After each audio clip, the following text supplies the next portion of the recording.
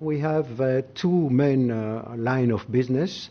The first one is an integrated activity from cotton cultivation to garment manufacturing for export markets, mainly EU, US, and our regional market with South Africa growing very fast.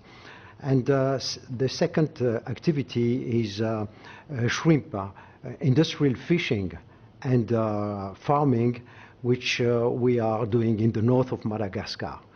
So in both lines, our strategy is to target mid-range, high-range, high-quality product, meaning that we are delivering not only a good product, but the service which is accompanying the product.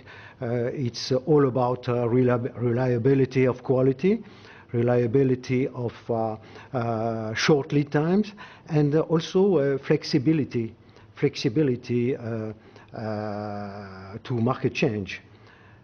Today, it's absolutely clear that what is coming ahead is from our customers is more competitiveness, it's more innovation, it's more service, and it's lower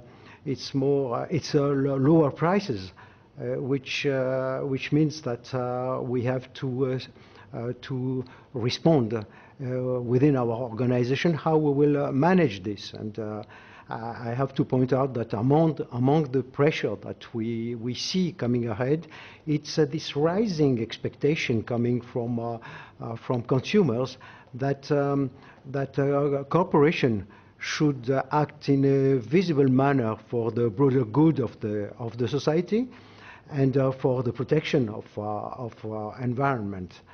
So for us, it's strengthening corporate culture. I was saying we have a very strong heritage because our business was a family business, and the founders' values are still very alive in the company.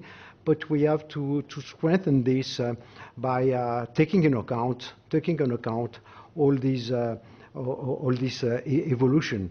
And one of the ideas that I got here during this session, OPWC in IMD, is that that we have to revisit our methods, we have to revisit our organization, we have to